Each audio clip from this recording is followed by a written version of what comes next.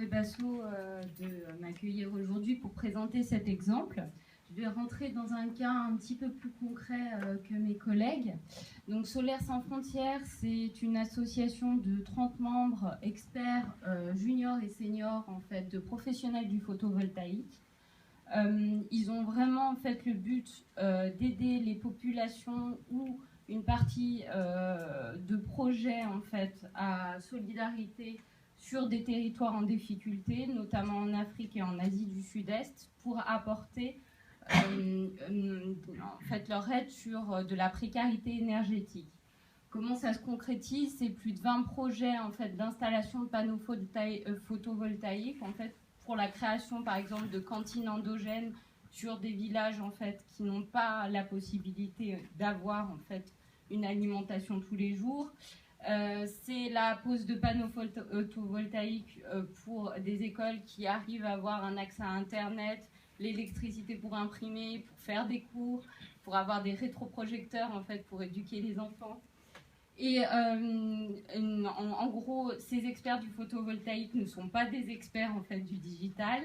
Et le digital pour eux est arrivé en tant que moyen de communication à partir d'un problème, c'est-à-dire qu'ils finançaient une partie de ces projets sur leurs fonds propres et sur l'idée aussi qu'ils arrivaient à avoir une masse de dons de panneaux de photovoltaïques pour monter ces projets, mais que les problématiques de conditionnement, de transport et de matériel d'installation n'étaient pas en fait résolues.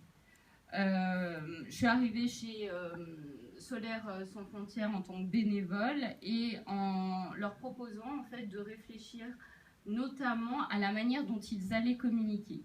Ils étaient partis bien en tête dans l'idée de communiquer sur Facebook, sur LinkedIn, sur Viadeo, de restructurer l'intégralité de leur site web en mettant tout leur contenu, tous leurs projets en cours, tous leurs projets terminés, mais sans réfléchir notamment en amont à la structuration. Là, vous avez une capture en fait, du site web et ce que je voulais vous montrer, c'est que globalement, ils avaient décrit l'association, mais que je ne vous ai pas mis une capture de la page système photovoltaïque, mais il y a la description complète, technique et scientifique de tous les systèmes photovoltaïques. Ce qui n'était pas forcément une bonne porte d'entrée pour obtenir des partenariats financiers et des partenariats en fait, de compétences sur des projets en fait, humanitaires. Ah oui, avec l'idée en plus que les partenaires qu'ils avaient tels que la fondation EDF n'apparaissaient pas en fait dans le site. En fait, quand on est spécialiste d'un sujet, on a toujours tendance à en vouloir en raconter des tonnes, c'est ça. Et du coup, ce que tu dis, c'est vraiment de simplifier le discours pour qu'il soit communiqué en externe, c'est ça? L'idée, c'est de repartir sur un objectif principal.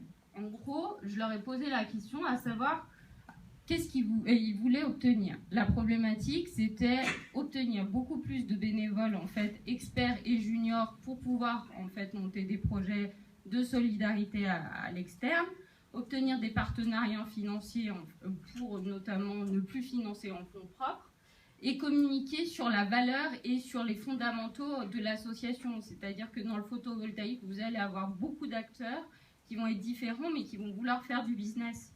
Eux, c'est des experts d'une vingtaine d'années qui apportent vraiment leur expertise auprès de gens qui sont, par exemple, en Afrique ou en Asie du Sud-Est, et ils les forment sur le photovoltaïque. Donc, c'est vraiment un partenariat de compétences et de valeurs. Et donc, avec l'association et les membres, c'est très simple. On a essayé de redéfinir le positionnement et de voir et de clarifier en fait sur quel objet on voulait communiquer. On a pris tous ces points-là. Donc, on a réessayé de lister les valeurs, les bienfaits que pouvait avoir l'association sur les populations en difficulté, le prix que ça pouvait coûter en termes de partenariat pour le matériel, les formations, les lieux et moments et formes d'utilisation. Il y a une grosse problématique en fait de gestion de la connaissance et de l'apprentissage pour les bénévoles qui sont en France, mais aussi qui sont au niveau européen ou international. Les experts attachés aux valeurs de l'association, les experts du photovoltaïque, le problème, c'est les sites non isolés. Il y a beaucoup de gens en fait qui sont formés sur le photovoltaïque en France, mais sur des problématiques que vous retrouvez en Afrique sans échelle, sans tournevis, avec pas d'eau courante, pas d'électricité et du matériel d'installation qui est créé sur place avec une fonderie et une menuiserie qui est un fabricant de chaussures. Il faut avoir un certain nombre de ressources en fait, intellectuelles et matérielles à amener en tant que valeur humaine. Et aussi regarder le positionnement de l'association par rapport aux autres associations qui existaient sur le photovoltaïque et les raisons pour lesquelles on pourrait aller chercher des partenariats financiers avec de grosses structures telles que Schneider ou EDF pour les problématiques de conditionnement et de valeur. Ce que je veux vous faire passer comme message, c'est que c'est très simple. Il suffit en fait de prendre ces différents points et de vous interroger là-dessus pour pouvoir déjà savoir sur quoi communiquer dans le digital et comment en fait arriver de manière très très simple avec une dizaine voire une quinzaine de membres si vous êtes une association beaucoup plus importante à relister en fait suivant les objectifs que vous voulez avoir au sein de votre association. Est-ce que cela, Émilie, excuse-moi, ça marche avec n'importe quelle association? C'est une méthode qu'on peut utiliser tout le temps? C'est une méthode en fait très très simple qui est utilisable en fait par toutes les associations puisque vous avez tous en fait des valeurs, vous avez tous en fait une action sur l'environnement, sur l'homme, sur votre écosystème. Vous avez tous en fait des experts qui peuvent se rattacher aux valeurs de l'association. Vous fournissez tous en fait des services et ce qui est formidable quand on a travaillé avec Solaire Sans Frontières, c'est qu'on a vu en fait des projets qui sont particulièrement innovants et qui devraient être mis en valeur et qui vont émerger dans les mois à venir pour créer du partenariat avec des experts. Le projet de brouette solaire, par exemple, qui n'était pas du tout mentionné sur leur site, c'est la création d'une brouette itinérante sur laquelle vous apposez un panneau photovoltaïque. Ça permet aux populations en Afrique de pouvoir recharger leur téléphone, de pouvoir avoir accès à un poste de télévision lors de fêtes de village, de pouvoir en fait avoir accès à Internet pendant 1 ou 2 heures pour pouvoir communiquer. C'est quelque chose en fait qui est, et ça crée du commerce et ça crée aussi un certain nombre de métiers. Et ce projet-là est en tant que laboratoire d'idées une manière d'innover dans le digital, puisqu'ils ont réussi à obtenir en partenariat Wikipédia et la possibilité en fait de recharger une version de Wikipédia sur une clé USB et de pouvoir en fait l'amener dans les villages et dans les écoles pour que les écoles aient accès à la connaissance. Donc on part finalement en fait avec le digital de quelque chose qui n'est pas structuré pour Solaire Sans Frontières, et en faisant ce positionnement avec les différentes étapes, on voit émerger en fait des projets innovants et une manière de communiquer et des partenariats qui vont se créer en fait très rapidement grâce à la restructuration et aux actions à court terme ou à moyen terme que Solaire Sans Frontières est en train de mener. Notamment en fait l'arborescence du site est très facile à construire du moment où vous avez réfléchi sur votre stratégie et sur vos objectifs.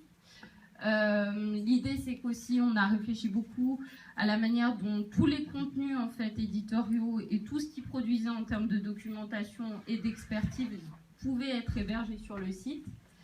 Et l'idée aussi c'est de pouvoir créer une valeur ajoutée sur le photovoltaïque par la publication d'articles, de news, de témoignages et de retours d'expérience face à ces projets innovants menés par l'équipe d'experts de Solaire Sans Frontières. En termes de résultats, on a vu déjà, puisque c'est un projet en fait qui date de 1 mois et demi à peu près, donc je vous présente quelque chose qui est très très récent.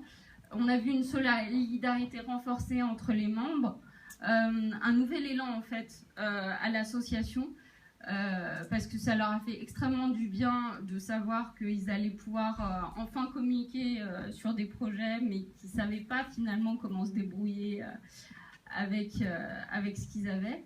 Et c'est des choses à mettre très rapidement en place, c'est-à-dire que les experts n'avaient pas de profil LinkedIn sur Viadeo ou sur LinkedIn pour aller chercher des experts juniors.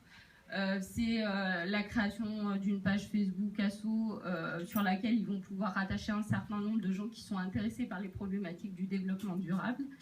Et c'est juste en fait des bonnes volontés et beaucoup d'actions en fait à mettre en œuvre rapidement sur le digital une fois qu'on a réfléchi à cette stratégie, à ce positionnement. Donc merci beaucoup. Donc réfléchir à la stratégie, faire des actions. Je suis sûr que merci beaucoup pour ces